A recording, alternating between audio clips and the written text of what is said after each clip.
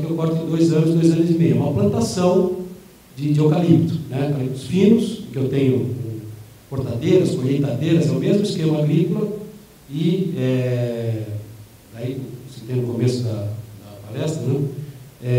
Esse potencial é enorme, porque eu vou ter cultivares, né? Eu vou ter cultivos aí de 2 anos para energia. Isso sem falar no famoso capim-elefante, que está na moda agora, os outros tipos de capins aí, derivados do napier, né?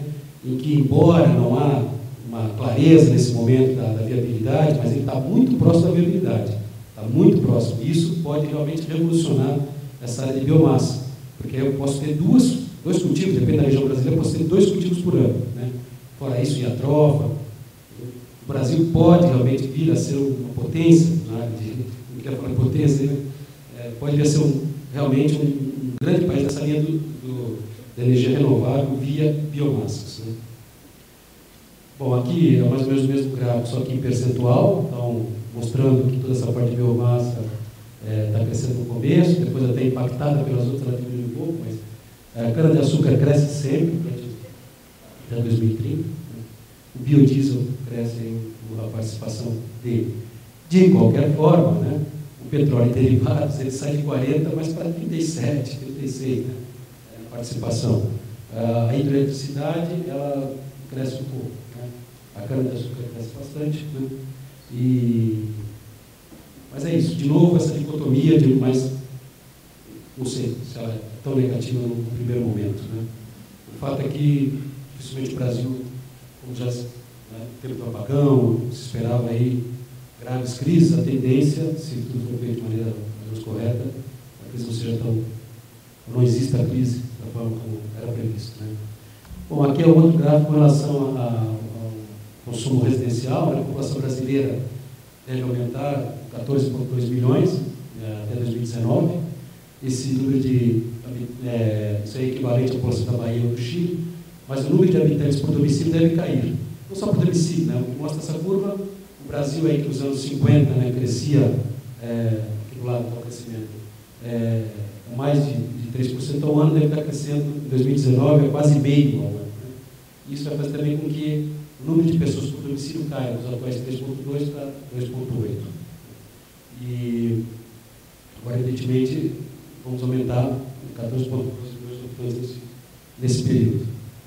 O crescimento industrial, passa rápido, isso tem muita informação, mas os maiores eletrointensivos, né, historicamente, o complexo de alumínio, que é o minério, a bauxita, a alumínio, que é o intermediário, o alumínio, produto final, principalmente na produção do alumínio final, eu tenho eletrólise, né, e ele é disparado o maior consumidor, né, individual de energia. E o Brasil é um dos grandes produtores de alumínio do mundo.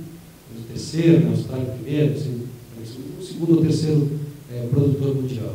A siderurgia, ela, se eu considero parte de ferrovias, né, a própria utilização de minério, né, um complexo siderúrgico, o Brasil tem o maior plano siderúrgico do mundo, né, quase 70 bilhões de dólares em 8 anos. Então, a tendência é que esse setor até ultrapasse, ao final desse período, ao final dessa década, o consumo em alumínio. Mas os crescimentos anuais, então a siderurgia deve crescer a 10% ao ano. Né?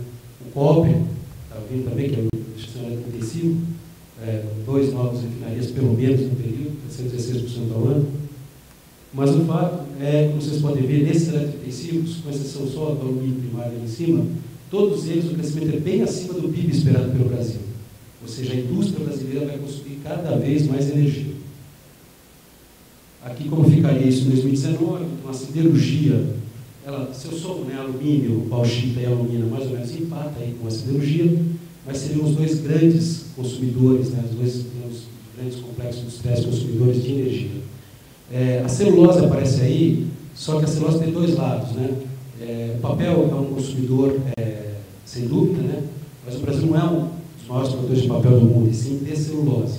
E as novas plantas de celulose, em função até da queima do licor negro e de todas as bexigas aí industriais, a celulose tende a ser, vai aparecer os gráficos de alta produção, ela, ao mesmo tempo que é um grande consumidor, ela tende a ser um dos grandes fornecedores de energia na próxima década. Por quê? Porque uma planta de 1,5 milhão de toneladas de celulose por ano, ela pode gerar 130 megas. Isso aí dá quase 5 PCHs, uma fábrica. O investimento é 2 bilhões e pouco de dólares. Então, alguns setores industriais, aí voltando à siderurgia, que também é um grande consumidor, mas o que está se avizinhando para a siderurgia? Programas, né, tem vários termos em inglês, de tipo de contratos, mas programas de produção de energia no mesmo site, né, em que a siderurgia se utilizaria, evidentemente, dessa produção de energia, mas haveria em quase todos esses sites uma sobra muito grande, da mesma forma que a celulose. Então, o setor siderúrgico também, ao final da década, tende a ser um grande fornecedor de energia para a rede. Eu não sou especialista nessas questões de transmissão, etc., mas uma das questões hoje complexas é toda a legislação que envolve o autoprodutor ou a cogeração, né? Há esse incentivo da PCH de apenas 30 megas, só que, por exemplo, o setor de celulose e siderurgia vai produzir bem mais do que 30 megas numa planta. Então, isso deve mudar nos próximos anos, né? Vai haver toda uma gestão junto ao governo para que se amplie isso, né? Então, mais energia industrial, embora vai crescer o consumo, mas também vai ser jogada na rede. Bom, aqui, então, em termos de gráfico, evolução, né? O Brasil, durante esses 40 anos, né, cresceu em todos os setores, né, com exceção aqui do período final, a crise de 2008, 2009, mas o setor industrial, transporte, residencial, o setor elevou esse consumo de energia do patamar dos 50 milhões de toneladas de óleo equivalente para quase 250. Então, temos em 5 vezes o consumo energético em 40 anos. Essa oferta doméstica também, que está bastante detalhada, mas apenas como grande tendência, né, é mostrar aqui o que a gente está falando desde o começo da palestra. Então, crescemos nos dois níveis, né? Crescemos no nível não renovável e crescemos no nível dos renováveis. Em termos de salto, né, alguns grandes saltos ocorreram aí de consumo, né, mas esse que se reduziu bem em carvão vegetal, se tem há pouco, né, e o grande salto aí é derivado da cana-de-açúcar, de quase incipiente nos anos 70 para 44,4 milhões de toneladas equivalentes de petróleo no ano passado. Aqui é a variação anual, mostrando esse crescimento, alguns crescimentos negativos, no carvão mineral e derivados, que tende a voltar a crescer, como já foi citado, nem carvão vegetal diminuindo, e crescimentos, os dois maiores crescimentos, né? O urânio teve crescimento, mas os dois maiores, os derivados da cana-de-açúcar e as outras fontes renováveis de energia. Aqui, em termos de oferta de energia no Brasil que está previsto, esse ano, acompanhando basicamente aí o que a gente já mostrou da matriz energética, e em 2019, quais são as grandes mudanças? Não tem mudanças assim, extremamente altas, né? O nuclear vai dobrar de 1% para 2%. O carvão mineral sobe para 7%. O gás natural cresce 2 pontos percentuais, para 12%. O petróleo e derivados, aqui no caso, diminui 5% ou mais significativo. Outras fontes renováveis, 4%, cana-de-açúcar sobe mais 2%. Madeira e biomassa, essa questão. A biomassa em si cresce, mas a madeira, como lenha, o carvão vegetal, deve diminuir. Né? Com relação a esse plano ainda, né, o nosso PIB cresceu em média, né, nesses últimos 10 anos, 3,5%, só que o plano decenal de energia está prevendo um crescimento de 5,1% nos próximos 10 anos, ou seja, está se prevendo que o Brasil vai crescer mais nessa próxima década do que cresceu até agora. Daí a necessidade maior de energia.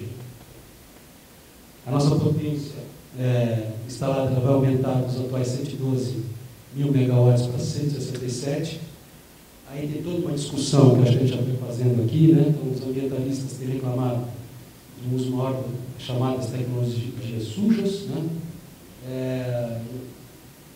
Em parte isso está correto, mas eu acho que a discussão é um pouco mais complexa do que isso, como a gente já tem comentado. Né? A geração hidrelétrica ela vai diminuir, porque realmente só o Brasil tem um percentual tão elevado como esse de geração hidrelétrica. Né? Segundo, né, os próprios ativistas, que têm sido feitas, né, era prevista a construção de 81 termoelétricas, principalmente no Nordeste. A maioria delas usando óleo diesel e óleo combustível. 4 dessas 9 termoelétricas são no sul, né, e a partir de carvão. Só que grande parte dessas termas são stand-by.